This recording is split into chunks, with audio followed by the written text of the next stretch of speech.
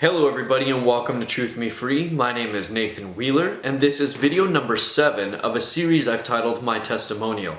If this happens to be the first video that you've watched on the Truth Me Free channel here, this is not the best video to start with. In fact, it's probably the worst. So now is a very good time to go back to video number 1 of the series, start there, watch all the videos that lead up to this one in their entirety. Do not fast forward them, skip around, and so on and so forth, because if you miss just one sentence, there are some very particular sentences throughout this series that are monumental and pillars to the rest of the foundation that all the other videos will be built upon. So please go back and do that now. If you're meant to be here and you've watched all the other videos, well then welcome to video number 7, probably one of the most anticipated of the series so far. I thank you guys for being patient with me. I know that it has been a very long time since the posting or uploading of video number 6, and if you're watching these in real time with me, and basically meaning that you're waiting for me to make the next one, I apologize for the delay, but I want to kind of briefly touch upon some reasons why, just for those of you who don't know. I'm not making excuses, but I want to kind of share with you another part of my testimonial, which is what is happening to my life now. And I believe in spiritual warfare. Maybe you don't, but I don't think that there's a coincidence that I have not gotten sick, meaning like, you know, cold or flu-wise, in over 3 to 4 years. And then all of a sudden into video 6, beginning of video 7, I get the flu. And then I get a heart issue again at video number 7 when I've been healthy up until this point. I mean, a couple little quirks and heartbeats that hurt from here to there, but nothing where I was like, had to like lay in bed and just feel like I was dying. But video 7 comes along, the big doozy, right, where I'm revealing the secrets of how the enemy can trick us. And this happens, and then my uncle dies as well. It just seems to not be of coincidence to me, is my point. I think you get it.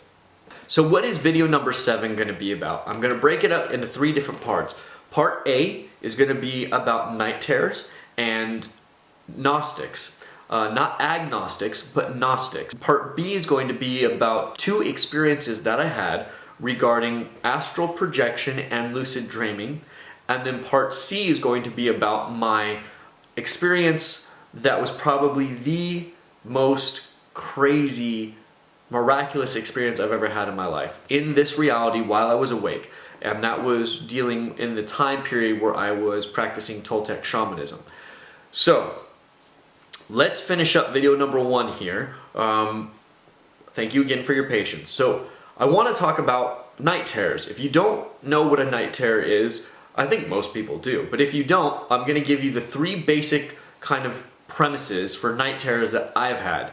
Number 1, the most famous one, if you just Google night terror, this is the one that will come up. It's the kind of folklore idea or night terror where there's a goblin or a demon sitting on somebody's chest while they're sleeping. It gives them a paralysis feeling where they can't move. All they can do is think or hardly breathe. Sometimes it's a struggle just to breathe, hence the sensation of something sitting on your chest. And many times the only thing, people try to scream, but they can't scream, they can hardly make a noise. This is kind of, I put it in the same category as an out-of-body experience. So I believe it has a lot to do with being spiritually open. The more spiritually open and aware you become, the more frequent or more probable it is that you will have such an experience as either out-of-body or night terror. So that's number 1, the gargoyle or the demon sitting on your chest, so on and so forth. Number 2 is basically where that demon or the gargoyle or a witch or a shaman or a some kind of ghost or some kind of being, a non-humanoid being will be in a room with you and be using some kind of spiritual technique or something to give you that paralysis. In other parts or forms of this as well, people will see a ET, an alien from outer space, kind of alien, and the ET will use their telepathic ability to give the person paralysis as well. So that would be the second kind of night terror. The third kind, which is the one I had the most frequent, and it's not the one that I think is probably talked about or taught the most if you just Google night terror, and that is where you're just laying there paralyzed for no apparent reason whatsoever. There's no demon in the room, there's no demonic figure, there's no gargoyle sitting on your chest, you're just paralyzed. The one with the gargoyle, kind of a demon sitting on your chest, if you will, I've had about 2 or 3 of those. The one with the person standing in your room, I've had maybe a handful of those. And then the third kind, the one where there's nothing around you, you just can't move and you can't seem to wake your body up, I've had literally hundreds of those, well over 300 of those. And if you're asking me, well, Nathan, how do you know you've had well over 300? Well, because there was a year between the ages of 18 and 19 years old where I was having them almost every single day. And if I dared to take a daytime nap, I would have one during my daytime nap as well. So if there's 365 days in a year, and I had one almost every single day for 1 year, then that would mean I've had well over 300 of them, because my night terrors started when I was about 15 to 16 years old and ended when I was 24. So that's why I could say that I've had well over 300. I know, because I knew I would get that comment, so I figured I'd just address it right here. So, that is night terrors. I mentioned those because that was also part of my experience, part of my testimonial. In my research to try to understand what was going on, I came across 3 different kind of general ideas regarding these night terrors. Basically what I've already explained in the categories, but there's the Christian Judaic kind of belief system, which is that they're demons and they're taunting you or haunting you and kind of messing with you, a form of possession. That ties also into a very similar belief of the paganistic background or belief system of them. And then there's the Gnostic. If you guys don't know what Gnostics are, I'll get into that in just a moment, but then the Gnostics have another version where it's kind of this alienish spirit demon deity called an Archon that kind of messes with you or manipulates you, and so on and so forth. So those night terrors, that's how I first got introduced to Gnostics. I want to briefly touch upon the Gnostics because it will set a foundation for things that will come in videos between now and the end of this testimonial. The Gnostics, some of them were very famous Greek philosophers that are taught in our Ivy League schools around the world as some of the greatest minds. I want to mention that first because I don't want you to think that Gnostics are this kind of loopy, hippie-ish, paganistic kind of people who ran through the forest naked looking for fairies and leprechauns. They're not those kind of people. They functioned in society. They were some of the greatest minds. People would seek them for logical counsel. They were often these Greek philosophers. They were people who studied human psychology, but their human psychology went into human spiritual psychology, what was happening to the spirit side of the human. And that's kind of like the best generic way I could describe a Gnostic's mentality about life and the human being. The mythology that goes with the Gnostic faith system, if you will, is that there was a goddess named Sophie or Sapphai, and she is represented by the sun, and she's part of, or the creator of this solar system and galaxy, the universe, or something like that. And she fell asleep, and during her sleep she had a dream, and in her dream she gave humans the ability to dream or to imagine. And this caused them to be godlike in their ability to do this. She had a second creation called Archons, and these Archons were kind of these alienish, demonic kind of angel, a hybrid of all 3 of those, if you could put that in your mind, beings. And there was 2 kinds. There was what was called the Greys, which, we have the gray aliens today, and then there was something called the Reptilians. The Greys would be kind of the worker bees, and the Reptilians would be kind of the queen bees or the head honchos who would kind of give the commands and orders and send them out. The Greys were kind of documented as being these neutral kind of characters. They just did whatever the reptilian Archon told them to do, but the reptilian Archon was not usually depicted as very nice, kind, and usually they were a little bit more on the demonic, evil kind of side, a little bit more vindictive, I guess you could say, towards humans. And these Archons in general were said to have been very jealous of humans, because humans are more solid in matter, meaning they have more matter to them, they're more physical. The Archons are more ethereal, more spiritual. And humans had the ability to dream, and these Archons wanted these abilities. They were jealous of them. Well, the Archons set out, according to the mythology, to have sex with the women and try to create a hybrid of human Archon. And when they couldn't create a successful bloodline, they tried to clone or manipulate the DNA and hybrid them through kind of surgical tactics, if you will. According to the very first or the original version of the mythology, which originated, from what I understand, in the northern part of Iran, they failed at these clones. They never succeeded at cloning or hybriding the human genome with the Archon genome. And therefore, when that failed, they got bitter and they sought to find another way to basically ruin the human race. And just briefly, I want to touch upon that because it does play into a modern ideal or ideology, okay, that people don't even know, I believe, stems to this original mythology of Gnostics.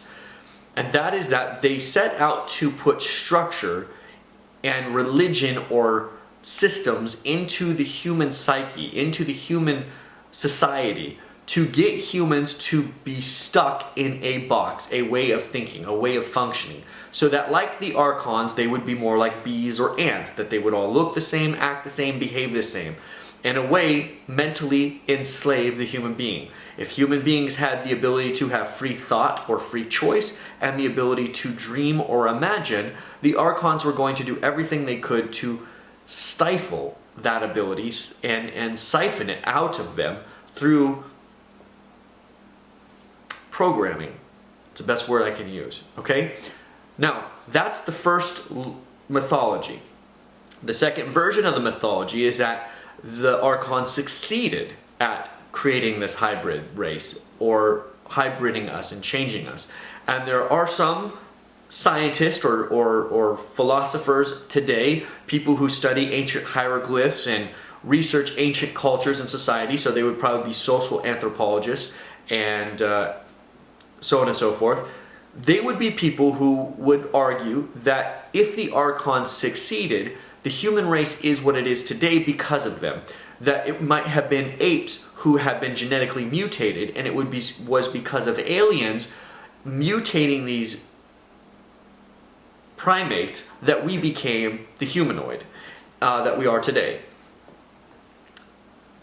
This also is usually founded on the idea that there was a pharaoh and that humans at the time of the pharaohs in Egypt would mine gold and resources and so on and so forth, and were slaves to this one being that was supposed to have said to have been a god or made from the gods. And then if you look at the hieroglyphs in Egypt, there would be a man's body with an animal's head, or so on and so forth, or they would be different. And King Tut put, the rope around his head as a child to get that elongated skull, like the crystal skulls that we found, and that supposedly is a reference to the alien skulls or the Archon skulls, depending on how you want to morph these ideals. Okay, you want to take the Gnostic belief system with this, ancient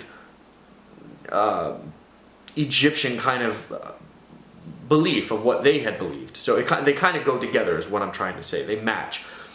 Today's television shows like Ancient Aliens are bringing back this idea, and they are making it pop cultural. It's on so many conspiracy theory channels and YouTube videos and so on and so forth about how this is the case, and now the leading governments of the world are actually in cahoots with aliens, and that they are devising different ways to change the gena of human beings, whether that be pollute the water system or genetically mutate the food, which then of course through us eating it genetically mutates us. And so through a natural kind of process, they've learned that, okay, well, we can't directly mutate them to how we want them, so we'll use food and energy and pollution, if you will, to manipulate them. That's this modern pop cultural new religion, if you want to call it that, this new idea. And the youth of the world are eating it up like hotcakes. I've had a lot of conversations with a lot of young people, and if they've stumbled across these kind of conspiracy theory videos that deal with Illuminati and the reptilian bloodlines and so on and so forth, they really eat it up because it's made to be so logical. It says A plus B equals C. You go and test it and you tell me what you believe. And if you use any kind of logic with this Gnostic belief system and you see the hieroglyphs and you see our modern world, you can only sometimes assume that this has to be the case. That is the reason I'm bringing this up in part A of video 7. I want you guys to have that understanding that this, if you don't know about this, that the youth do. And that this is the world that we live in. There's things like this on top of all the religions of the world and new religions that are being born all over the place. There's also this very pop cultural idea. You get the point. Why do I bring that up? Because in video part B of 7, I'm going to mention those 2 experiences I had with astral projection and lucid dreaming. And they actually tie in to a degree with what the Gnostics believe. Now, some of you have said that based upon how I'm talking in these videos, that I'm actually promoting these things. I'm not. I'm telling you what I experienced as I experienced in the lineage of my storyline. I'm not going to tell you what I believe today or the conclusion I got to at the end, because I was very specifically told not to do that. I was told, tell your testimonial as it happened to you. So that's what I'm doing. It may sound like I'm promoting it, but what I'm promoting is the education and the knowledge and the awareness of these things. I'm not necessarily saying this is what I want people to believe or this is what I believe. I'm saying that this is important to know because it's being taught. And if you don't know it, you can be deceived.